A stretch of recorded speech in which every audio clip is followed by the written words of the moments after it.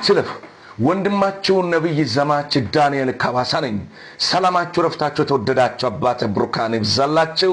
ሼር አድርጉት ቪዲዮ ለብዙ ሰዎች እንዲደርስ። እግዚአብሔር ይመቀጥሎልን ቃሉ ለመስማት እድል ያገኛችሁ ከነጋራ አጭር ጸሎት እንጸልይ።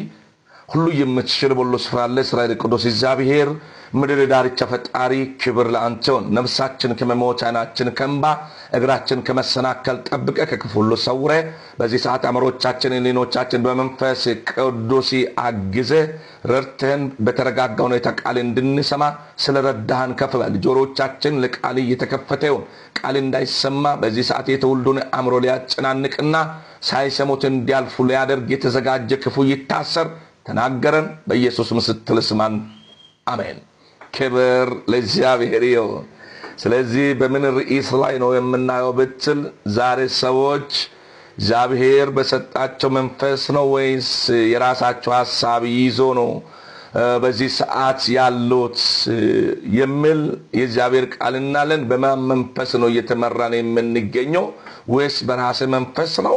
በራሴ ለራሱ ለሰው መንፈሱ የጨለማ መንፈስ ካልሆነ እግዚአብሔር የሰጠው መንፈስ በውስጡ ያለው መልካም ነገር እንዲናገር መልካም ነገር ለትውልዱ እንዲያስተምር ያግዘዋል፣ ይረዳዋል። ከዛ ውጪ የሆነ የመናፍስት መንፈስ አለ፣ የመናፍስት ክፋት አለ። ስለዚህ ለዚህም እግዚአብሔር ቃል የሚያስተምረን ለነና ለናንተ በጥሞና እንከታተላለን። ዛሬ በማን መንፈስ ነው እየተመራን የምንገኘው ወይስ የምናስተምረው? ስለዚህ የእግዚአብሔር ቃል ሮሜ ምዕራፍ 8 እንከፍታለን ከቁጥር 14 ላይ በኢየሱስ ክርስቶስ የከበረውን የእግዚአብሔርን ቃል ያነባለው። በእግዚአብሔር መንፈስ የሚመሩ እነዚህ የእግዚአብሔር ልጆች ናቸውና። በማመንፈስ በእግዚአብሔር መንፈስ የሚመሩ። ዛሬ በማን መንፈስ ነው የምትመራ? ወንድሜ ራስ እየነዳ ያለ ሰው ካለ ውጣ፣ እጅ ሰብስብ።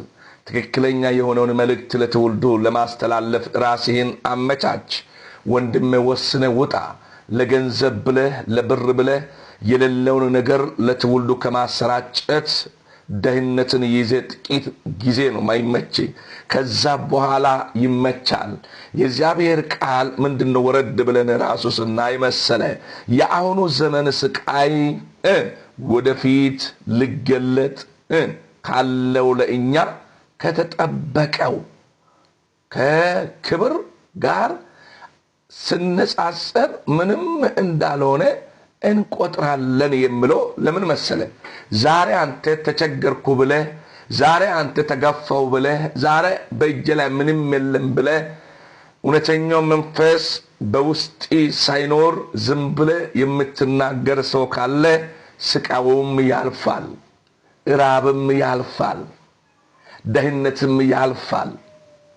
ቀን ይወጣል፣ ለዳው ቀን ይወጣል። ጌታን ከያዘ ዛሬ ተርበ ያገለገልክ ነው፣ ነገ ትጠግባለህ። ዛሬ ምንም የለም፣ ምትለብሰው የለም፣ ምትጠጣ የለም። ልብስ በእውነት ልብስ ዛሬ ለበስከው ነገ መልሰ አትለብሰውም። እነነ ወንድም እግዚአብሔር ያደርጋል። ስለዚህ ምንድነው ምለው? በእግዚአብሔር መንፈስ የሚመሩ እነሱ የእግዚአብሔር ልጆች ናቸው ነው ያለው። ዛሬ የእግዚአብሔር ልጆች ደግሞ የእግዚአብሔር ስራ ነው የሚሰሩት፣ የእግዚአብሔር ድምጽ ነው የሚናገሩት። ዛሬ አንተ የማን ድምጽ ነው ያስተላለፍክ ለትውልዱ የምትገኘው በሚል ርዕስና ሐሳብ የእግዚአብሔር ቃል እያየን እንገኛለን። ስለዚህ በዚህ ስፍራ ላይ ደግሞ ምንድነው አንተ ልትቸገር ትችላለህ። ያ ችግር ያሁኑን አትመልከት። ጌታ ለአንተ ያዘጋጀልህ ትልቅ ክብር አለ ወንድሜ ኢቴ፣ ትልቅ ክብር አለ። ስለዚህ ዛሬ ለነና ለናንተ የእግዚአብሔር ቃሉ መልእክት ራሳችን እንድናይ ነው። ስለዚህ በኢየሱስ ክርስቶስ የእግዚአብሔር ቃል አንድ ስፍራ እንመለከታለን። የከበረውን የእግዚአብሔርን ቃል ለትውልዱ የማይሆነውን መልእክት ያስተላልፋችሁ የምትገኙ ሰዎች ጥንቃቄ ብታደርጉ አሳስባችኋለሁ። በእግዚአብሔር መንፈስ የሚመራ ሰው ክፉ ነገር አይናገርም፣ ያልሆነ ተስፋ አይሰጥም። ከአንደበቱ መልካም ነገር ይወጣል።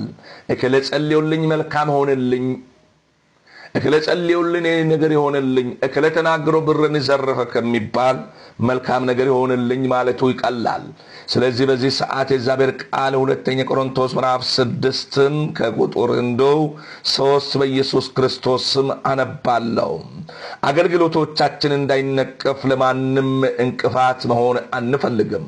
ይህ እንጂ በመናደርገው ነገሮች ሁሉ ራሳችን እንደ እግዚአብሔር አገልጋዮች እናቀርባለን ይላል። ዛሬ በሐሰት ትንቢት ተናግረ ሕዝብን ወደ ስህተት ከምትመራው ዛሬ የምትናገረውን ልታስተውል ይገባል። ዛሬ ለእኔና ለእናንተ የእግዚአብሔር ቃል ራሳችን እንድናይበት ይመጣል በኢየሱስ ስም። ቆላስይስ ምዕራፍ 4 ከቁጥር 6 ላይ በእውነት ከአንደበቶቻችን የሚወጣው ቃል በጥበብ የተሞላ ይሁን፣ በጸጋ የተደገፈ ይሁን የሚለው ለምንድን ነው? ሌሎቹ ካገለገልክ በኋላ ሐሰትን ትንቢት ስታስተላልፍ ትውልድ በእውነት ትውልድ ስም ይሰጣል። ለትውልዱም ደግሞ እግዚአብሔር ቃል ይሰጣል። ለዛ ትውልድ ቃል ይሰጣል። ስለዚህ ሐሰትን ትንቢት ለሚያስተላልፉ እግዚአብሔር ለትውልዱ ምን ይሰጣል? ቃል ይሰጣል። ቃል ነው የሚሰጠው። ስለዚህ እግዚአብሔር ቃል እንደዚህ ነው የምለው ቃሉ ዛሬ ራሳችን እንድናይ ነው የሚመጣው። ስለዚህ በኢየሱስ ስም አንደኛው ዮሐንስ ምዕራፍ 4 ከቁጥር 1 አነባለሁ። ወንድሞቼ ሆይ መንፈስን ሁሉ አትመኑ፣ ነገር ግን መናፍስት ከእግዚአብሔር መሆኑን መርምሩ። በደንብ ስማ። ምክንያቱም ብዙዎች ነቢያት ወደ ዓለም ወጥተዋል። በደንብ ስማ። የእግዚአብሔርን መንፈስ በዚሁ ታውቃላችሁ። ኢየሱስ ክርስቶስ በሥጋ እንደ መጣ የሚቀበል መንፈስ ሁሉ ከእግዚአብሔር ነው ይላል።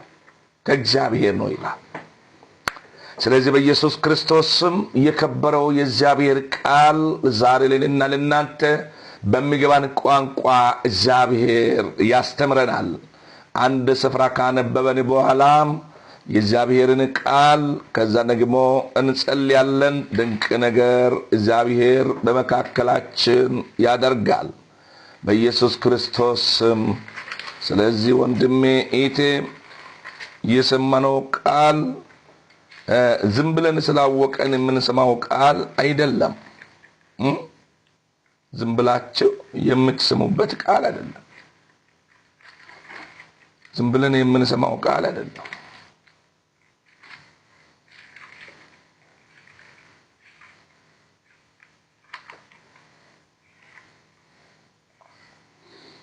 ስለዚህ እግዚአብሔር ቃልን ሲመጣ ራሳችን ማየት አለብን።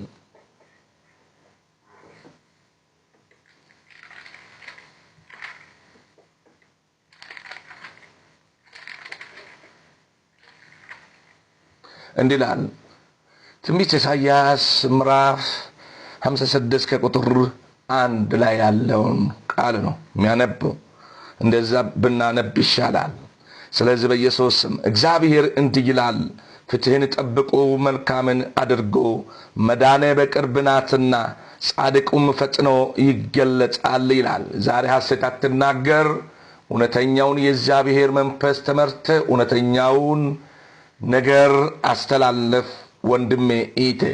ስለዚህ ሐሰትን ለምታስተላልፉ የእግዚአብሔር ቁጣ ጊዜ ወደ እናንተ መጥቶ ወንድሜ ዋጋ እንዳስከፍለን። ስለዚህ በእግዚአብሔር መንፈስ የሚመሩ እነሱ የእግዚአብሔር ልጆች ናቸው ስለተባለ አንተ ተመርተ መናገር ያለብህ በእግዚአብሔር መንፈስ እግዚአብሔር ያለውን ነገር ብቻ ነው። እግዚአብሔርን ጠብቅ። የእግዚአብሔር ጊዜ ሲመጣ አደባባይ ላይ አውጥቶ ያከብርሃል፣ ዓለምን ያዞርሃል። ስለሰማችሁ አመሰግናለሁ። ይህንን ሼር አድርጎት። የምትተቹ ተቺዎች የእግዚአብሔር መንግሥት እንደማይወርሱ እዝጋ አስቡበት አመሰግናለሁ ክብር ለእግዚአብሔር ይሁን